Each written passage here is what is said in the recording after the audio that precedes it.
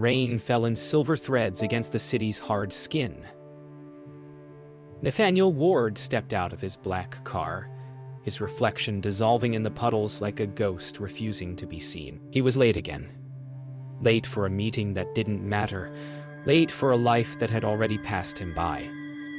His umbrella snapped open, shielding him from the storm but not from the hollow ache that followed him everywhere. As he passed a dim alley near Fifth Avenue, a small voice rose through the hiss of rain. "Seer, you look like my dad." He froze. A tiny girl, soaked to the bone, stood beside a cardboard shelter. Her eyes were wide, not with fear but recognition. Behind her, a woman coughed weakly beneath a thin blanket. Nathaniel's pulse quickened. The girl's face, pale, rain-speckled, carried the same gentleness his daughter once had. He knelt slowly, his voice trembling.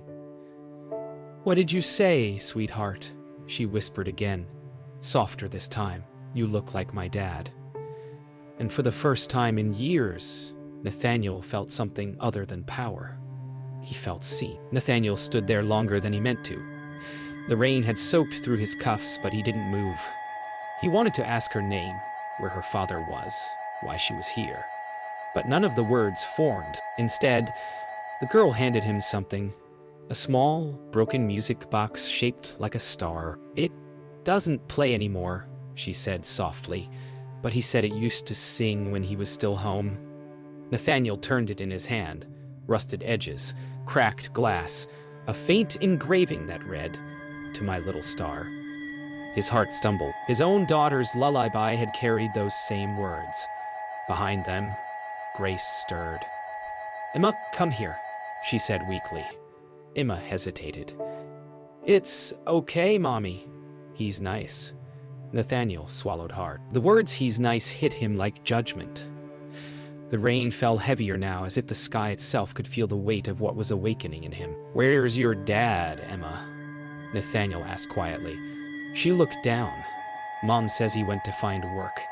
He never came back." Nathaniel's throat tightened.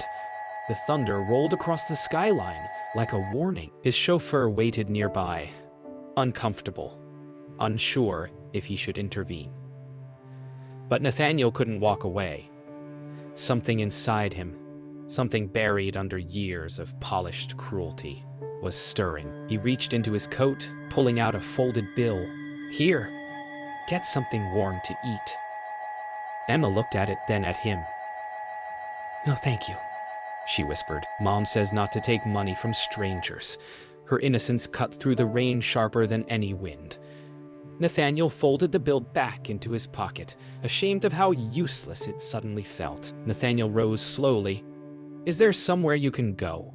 Grace answered from behind, her voice thin as air. "We'll be fine. We always are." He turned toward her. "You're sick," he said. Her eyes narrowed. "We don't need saving, sir." Nathaniel hesitated. Pride. He recognized it. The same pride that once drove him to build an empire rather than mend his home. He nodded faintly. "All right, but if you ever need anything..." Grace gave a tired smile that wasn't gratitude, but dignity. "We've already lost everything we needed." Nathaniel looked once more at Emma. "Take care of your mom, little one." Then he stepped back into the storm, his reflection vanishing again into the rain. Inside his car, Nathaniel sat in silence. The rain streaked down the windows, distorting the city into melting colors. The chauffeur asked quietly, "Sir, are you all right?" Nathaniel didn't answer. He turned the small music box in his hand. When he twisted the rusted key, it clicked but made no sound. He thought of Lily, her laughter, the recital had missed, the headlights that took her life on a night much like this one. A tear fell before he could stop it. Not the kind born from weakness, but from remembrance. As the car pulled away, the reflection of the alley disappeared in the mirror, but the whisper lingered, soft and echoing in his mind. "You look like my dad." He didn't yet know it, but that single sentence had just rewritten the course of his life. while morning light crawled reluctantly through the high-rise windows of Nathaniel's penthouse. The city below shimmered in its usual choreography of purpose. Coffee cups, briefcases, the illusion of progress. But Nathaniel's reflection in the glass didn't move. His suit hung ready, the newspaper folded on the table beside untouched coffee. He turned the rusted music box over in his hands, its silence louder than the city itself. He could still hear her. "You look like my dad." When his assistant entered, she paused. He hadn't shaved. His tie lay forgotten. "Sir, the board meeting starts in 20 minutes. He nodded absently. "Cancel it." "Cancel it, sir." "Yes." He looked out over the skyline, where the rain clouds were gathering again. "Tell them I have something more important to attend to." The assistant hesitated, unsure if she'd heard right. But Nathaniel was already gone, stepping into the elevator with the music box clenched like a relic. By noon, the storm had returned. Nathaniel walked the city streets without an umbrella, letting the rain erase his image. The chauffeur had protested, but Nathaniel wanted to be alone. He needed to find that alley again. Each step echoed with guilt and longing, each reflection in a shop window morphing into the eyes of the girl who'd called him Dad. He turned corner after corner until the city's shine faded into shadow. When he finally found the narrow alley, it was empty. The cardboard shelter was gone. Only a few wet blankets and a discarded tin cup remained. Nathaniel's heart dropped. He crouched, touching the soaked cardboard. "Emma?" he called softly. No answer. The storm intensified, wind tearing down stray posters. One fluttered against his leg. "A missing person? Notice from years ago." The photo of a different child. The paper blurred in the rain, but it felt like a warning. He wasn't too late yet. He refused to be. He searched through the streets nearby, the bus stops, the underpasses, the soup kitchens. Each face he saw looked back with the same hollow caution that comes from being unseen too long. "Little girl, brown hair, maybe 9?" he asked. But no one knew. At a small community shelter, an elderly volunteer looked up from her desk. "A child named Emma?" she repeated softly. "She was here yesterday morning with her mother. The woman fainted. She's very sick. They left before we could call anyone." Nathaniel's breath caught. Where would they go? The woman hesitated. "Most go toward the east side. The church gives blankets there." Nathaniel pressed a card into her hand. "If you see them, please call me." She looked at him curiously. "Are you family?" He paused, his throat tight. "Maybe I was supposed to be." By dusk, Nathaniel found the church. The doors were open, candlelight flickering against wet stone. Inside, a few souls huddled for warmth. He spotted them near the altar. Grace sitting weakly on a pew, Emma curled asleep beside her. The relief that washed through him was so fierce it made his knees tremble. He approached quietly. Grace's eyes opened, wary. "You followed us," she said, her tone half accusation, half disbelief. "I had to," Nathaniel replied softly. "You're ill. Let me help." Grace coughed, turning away. "We don't need your charity." "It's not charity." He looked at Emma, sleeping against her mother's lap. "It's a debt." For a moment, the only sound was rain against stained glass. Then Grace whispered, "Debt to who?" Nathaniel looked down, voice breaking. "To someone I never saved." That night, Nathaniel stayed. He brought blankets, food, and medicine, though Grace accepted them in silence. When Emma awoke, she smiled faintly. "You came back. I told you I would," he said. She reached for his hand, small fingers cold against his skin. "Mom says people don't come back." He squeezed gently. "Then maybe your mom's wrong." The girl giggled softly, a sound so pure it cracked the weight in his chest. He sat beside them until the church bells rang midnight. For the first time in years, Nathaniel didn't feel like a man of wealth, or guilt, or title. He simply felt human. Outside, the rain eased to a whisper, as if the sky too was exhaling after a long sorrow. By the next morning, Nathaniel's car idled outside the church. He returned not as a billionaire, but as a man clutching purpose for the first time in years. Inside, Grace stirred awake to the scent of coffee and fresh bread. "You shouldn't have come back," she said weakly. Nathaniel smiled faintly. "You said that last night, and here I am." Emma, age 9, sat cross-legged on the pew, giggling as she spread jam across the bread Nathaniel had brought. "It's good, Mommy. Try it." Gracie's eyes softened, but her voice held its edge.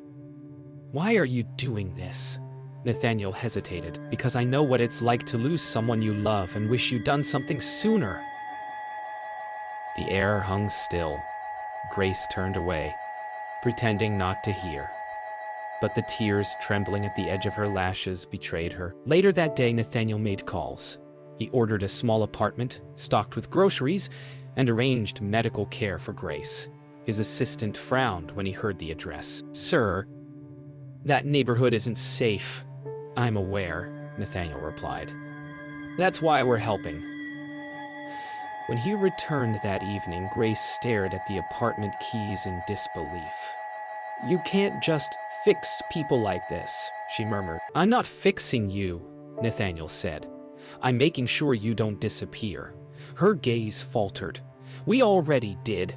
Behind them, Emma turned the key curiously in her hands, her smile faint and hopeful. "Mommy, can we go see it?" Nathaniel nodded gently. "It's yours now." Gracie's breath caught, but she said nothing. The silence between gratitude and pride filled the small space like an unspoken prayer. The new apartment smelled of fresh paint and second chances.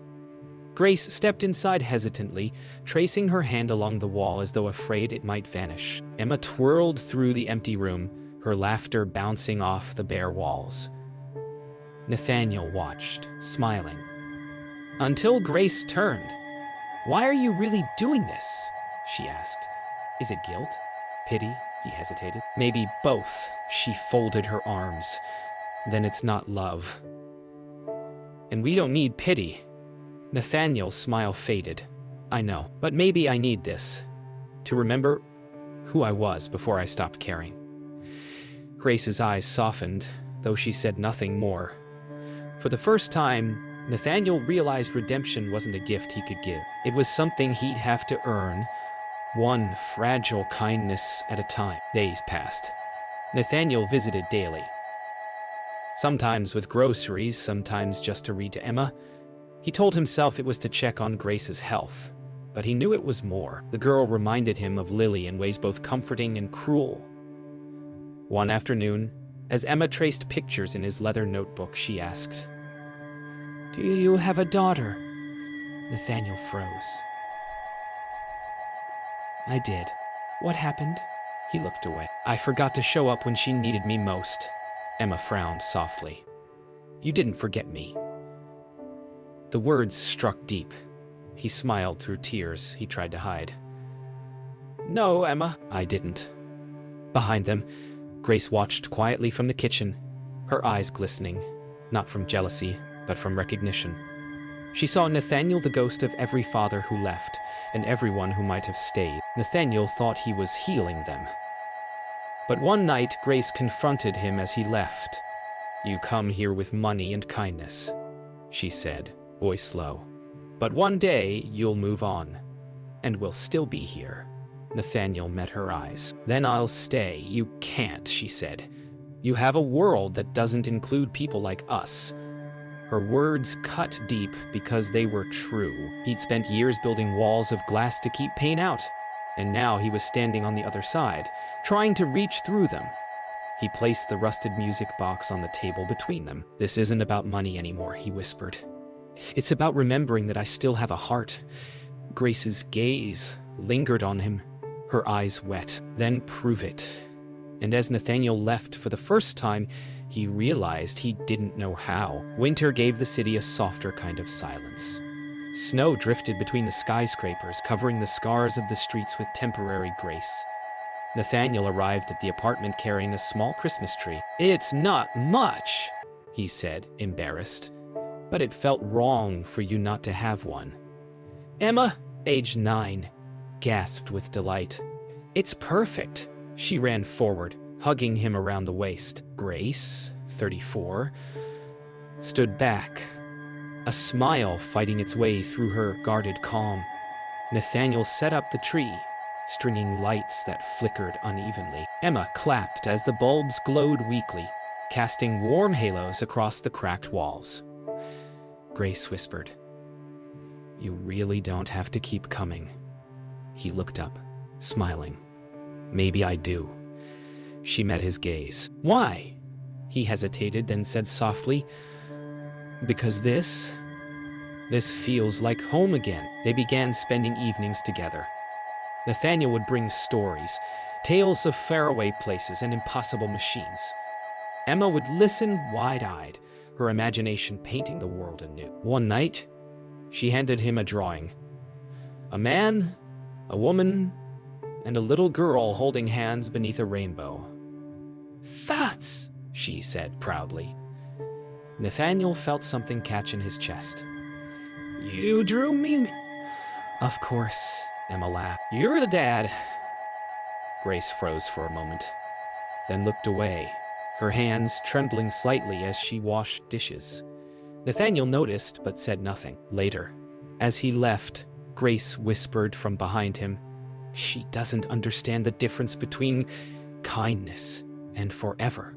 He turned. "Maybe neither do I." Nathaniel's office no longer felt like it belonged to him. Meetings blurred into noise.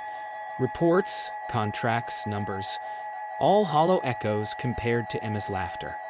His partner, James Porter, noticed. "You've changed," James said flatly.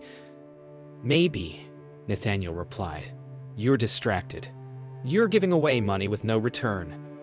"People are talking." Nathaniel leaned back, eyes distant. "Maybe the return isn't meant to be measured." James smirked. "You sound like one of them now. One of who? The people you used to ignore." Nathaniel's jaw tightened. He realized that was exactly what he wanted. To stop being the man who ignored. Days later, Grace fell ill again. Nathaniel rushed her to a clinic, his hand steady on her shoulder as Emma clung to his other arm. Grace protested weakly. "We can't afford this." "You can now," he said firmly. "Let me handle it." Hours passed in a blur of antiseptic light and soft monitors.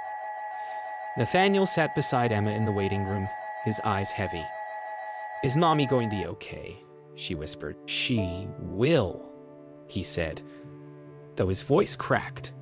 When Grace emerged, pale but smiling, Nathaniel stood and exhaled. She squeezed his hand. "You didn't have to." He looked at her with quiet conviction. "I wanted to." For the first time, she didn't pull her hand away. Snow fell again the night they shared dinner together. Real dinner, not bread and canned soup. Grace had cooked, and laughter filled the apartment for the first time. Nathaniel clinked glasses of juice with Emma as she giggled uncontrollably. Afterward, Grace played an old lullaby on a borrowed guitar. The melody was imperfect, strings slightly out of tune, but it filled Nathaniel's chest with unbearable tenderness. When Emma fell asleep on the couch, Grace whispered, "You've changed her world." Nathaniel shook his head. "She changed mine." Grace looked at him for a long moment. There was no wealth in her eyes, no debt, homely truth. "Maybe that's what love is," she said quietly. He didn't answer. He just looked at her, snow falling softly against the window behind her like blessings too fragile to last. Winter deepened.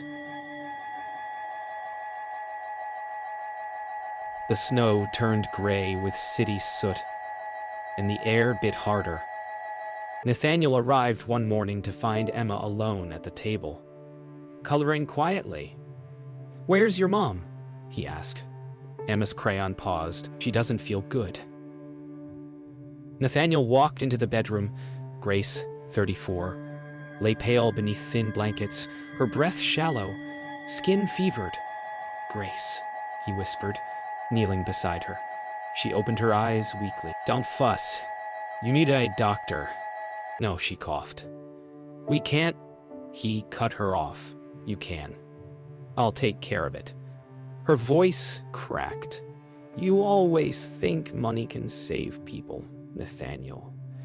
But it can't save me." He froze. She turned away, trembling. "Please, just be there for Emma. That's all I ask." And with that, she closed her eyes again, the sound of her breathing as fragile as snow on glass. Nathaniel moved her to a private hospital that afternoon, ignoring Gracie's protests. He stood beside the sterile bed as machines hummed softly, a stark contrast to the warmth they'd built. "Why are you doing this?" she asked through weak breaths. "Because I can't lose you both," he said quietly. Grace smiled faintly. "You already lost someone, didn't you?" His silence answered her. "She must have been special." "She was my daughter," he whispered. "Lily, she died because I wasn't there." Grace reached for his hand. "Then be here this time." Her eyes closed again, but her words stayed echoing through him. For the first time, Nathaniel didn't feel like a savior. He felt like a man praying not to fail again. Emma waited at the apartment, her drawings scattered across the floor, pictures of her mother smiling, standing beneath a sun that always shone. When Nathaniel returned, she ran to him. "Can we see her?" He knelt, brushing a strand of hair from her face. "Not yet, sweetheart. She's resting." Emma frowned. "You promised you wouldn't lie." The words pierced deeper than he expected. "I'm not," he said softly, though guilt trembled in his voice. "Shall be okay." But that night, as Emma slept against his shoulder, Nathaniel stared out the window. Snow drifted quietly, muffling the world. For the first time in decades, he prayed, silently, desperately, to a God he no longer believed in. Days turned into weeks.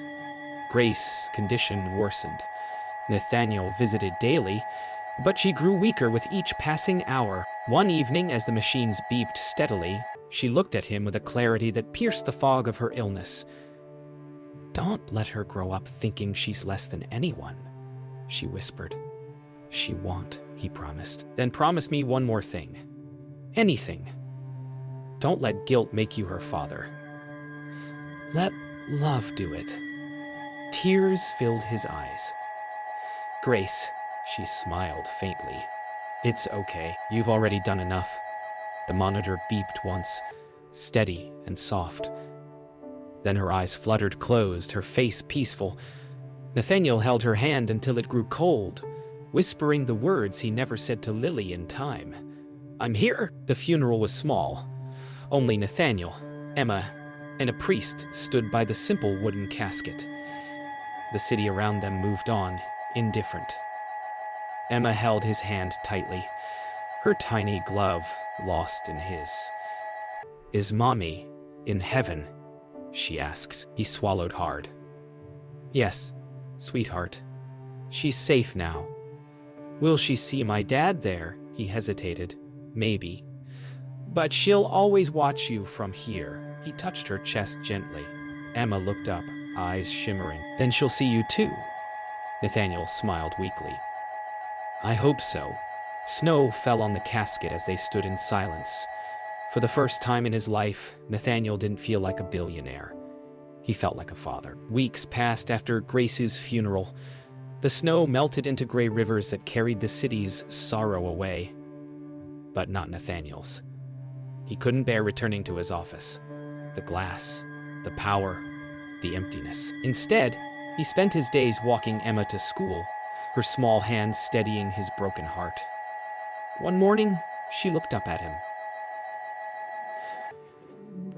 "Do I have to live at the shelter now?" He paused, then no. "You're not going back there." "Then where will I go?" He smiled softly. "Home. With me Her eyes widened. Like a family. Exactly like that.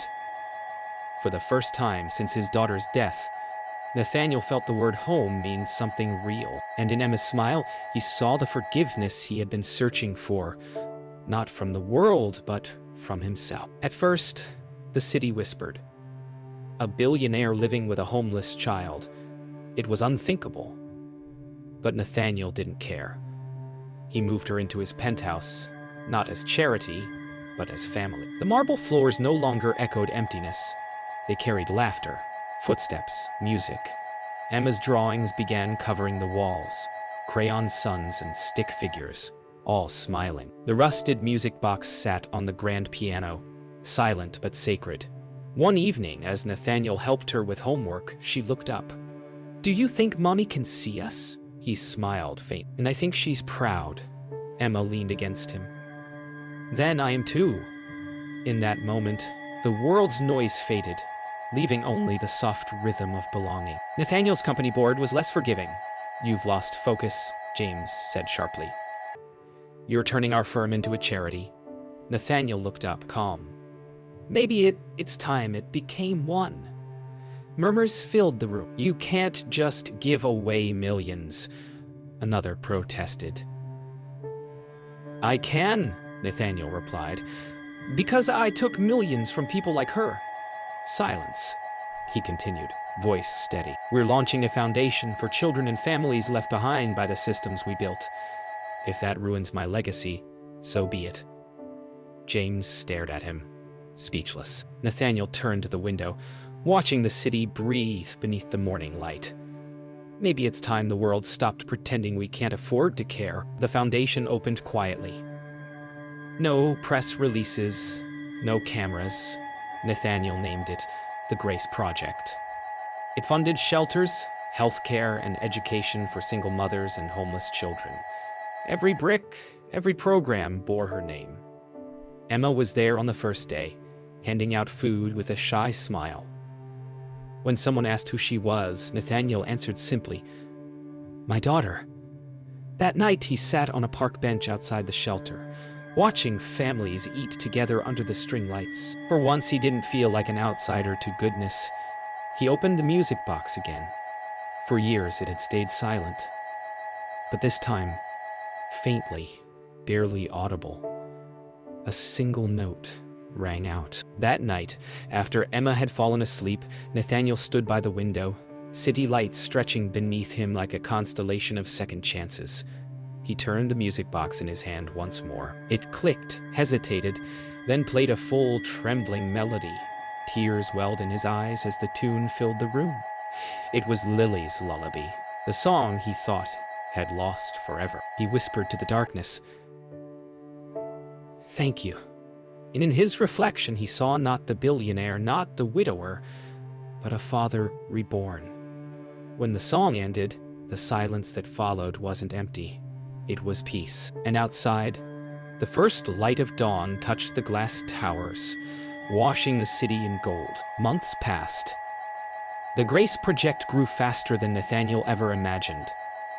Shelters opened across the city, then the country. But he avoided interviews, cameras, and headlines. He didn't do it for the story. He did it for Grace, for Emma, and for the man he'd finally become. One afternoon, Emma, now age 10, ran into his office holding a newspaper. "They wrote about you," she said excitedly. He smiled. "Did they?" She nodded, pointing to the headline, "Billionaire turns fortune into hope." Nathaniel skimmed the article, then set it aside. "It's not about me," he said softly. Emma tilted her head. "Then who's it about?" He smiled gently. Smiled gently. "It's about us. About remembering that kindness doesn't end with one person." Outside the window, spring sunlight spilled over the skyline. The same city that had once swallowed its own humanity, now learning to breathe again. The story spread faster than he ever intended. News outlets replayed old footage of Nathaniel Ward, the cold, unflinching tycoon, and compared it to the man serving food beside homeless children. Commentators called it the miracle of empathy. But Nathaniel stayed quiet. He didn't correct their myths or defend his motives. He simply worked. One night, while walking home from the shelter, a stranger stopped him. A man in worn clothes, tears shining in his eyes. "My little girl got help from your foundation," he said. "You saved her." Nathaniel shook his head. "No, I just remembered what it means to care." As the man walked away, Nathaniel looked up at the stars hidden between skyscrapers. He realized that redemption wasn't loud. It was a whisper that moved through people unseen, like a song passed from heart to heart. As months turned to years, Emma grew taller, braver. The little girl who once whispered to a stranger in the rain now stood on stage, speaking at the opening of another shelter. "My mom used to tell me," she said into the microphone, "that people forget what you have, but they never forget how you made them feel. Mr. Ward didn't just give us a home, he gave us back our hearts." Nathaniel sat in the audience, tears sliding silently down his face. The applause was thunderous, but he only heard Grace's voice echoing through time. "Let love make you her father." He finally understood. He already was. Later that night, Nathaniel sat alone at the old church, the one where it all began. The pews were empty, the candles flickering low. He placed the rusted music box on the altar, its metal now polished with years of touch. He turned the key. The same melody filled the air, stronger now, purer. He closed his eyes. In that music, he heard them both, Lily and Grace, their laughter blending with Emma's. Tears streamed down his cheeks, but he smiled through them. The rain that had once baptized his guilt now felt like grace itself. He whispered to the stillness, "Thank you for finding me again." Outside, the first drops of rain began to fall. Not cold this time, but cleansing. Years later, the world would remember the story differently. They'd call it the Billionaire's Redemption, a tale of a man who found his soul in a child's whisper. But Emma, now grown, would tell it simply. He wasn't a hero, she'd say in interviews. He was just a man who listened. When Nathaniel passed away quietly in his sleep, at 71, the city bells tolled for him. On his desk sat the music box, still playing. And on the morning of his funeral, thousands gathered in the rain. Families he'd helped. Children who'd once been homeless. As the procession passed, a little girl in the crowd looked up at the gray sky and whispered softly, "You look like my dad." And in that single echo, the world cried again.